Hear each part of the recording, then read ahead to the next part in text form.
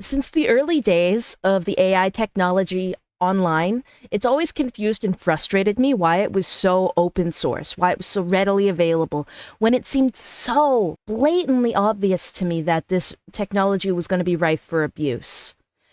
Like, if you wanted to do it the right way, and a way that would help develop artists and give, I don't know, use it as a tool like everyone says it should be, why not make it limited release? Why not do test batch releases with actual artists? Why not have regulation from the jump?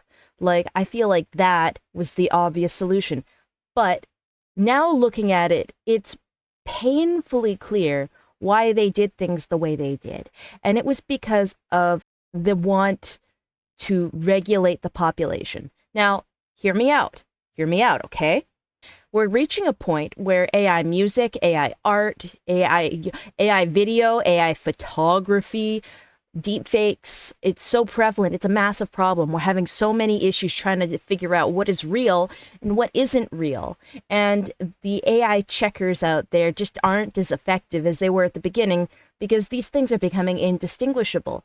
And it's totally destroyed artists' careers and musicians' careers and whatever, and it's ruining people's lives. It's causing such an issue that regulation has to step in. Now, hold on, I thought you said you wanted regulation. I did, and I do. But not this kind of regulation. The only way to fix the problem now is verification, identification. You can't know if something's real unless it's posted from a verified account, and there's only one way to properly figure out a verification system. That's right, government-issued identification. So, okay, I hear you say, so what if like a few websites ask for your ID? That already happens. Maybe. But think about it. Any and everything you say on every platform, let's say I need to scan in like my birth certificate or my passport to have a Google account, okay?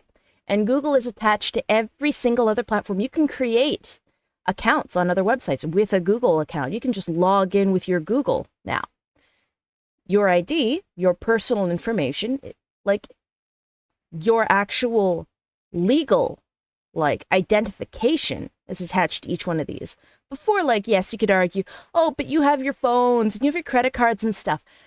That isn't like a cut and dry way to identify someone because you can steal a phone. You can steal someone's credit card and use it in random places. There are ways to get around that. There are excuses, but when it's your account with your verified information that you have put yourself, you are now wholly responsible for that account. Yes? So anything that gets posted on there, even if you're hacked, you have to bear the brunt of responsibility for. So let's say there's some politics going on and you have an opinion that the government wants to crack down on. You can and will be held liable for that. Now, let's say you're saying a joke. Let's say there's a lot of us in Gen Z who have kind of fatalistic, kind of like, woe is me, I'm going to go KMS, whatever kind of humor out there, right? Sometimes it's like in poor taste, but it means nothing. And in context, it's totally fine. But without its context or context removed, if just like a bot scanned it, it could be seen as like an active threat.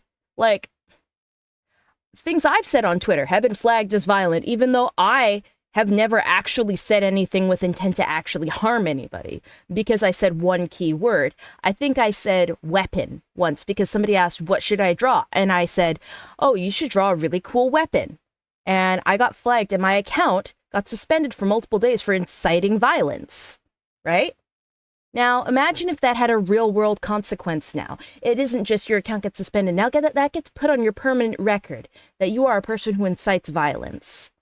That is why they implemented these AI systems so loosely.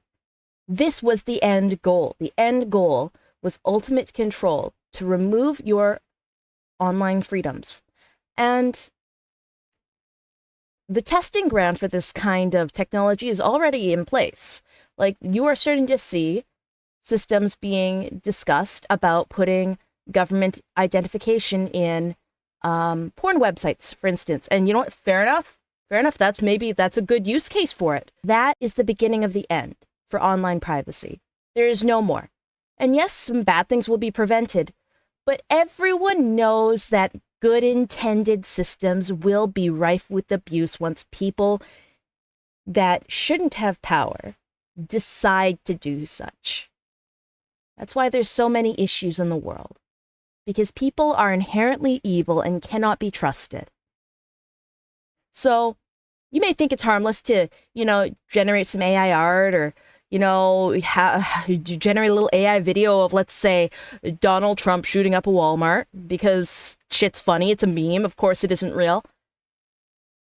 But know that it's the development and feeding into this technology that will strip your freedoms and rights away.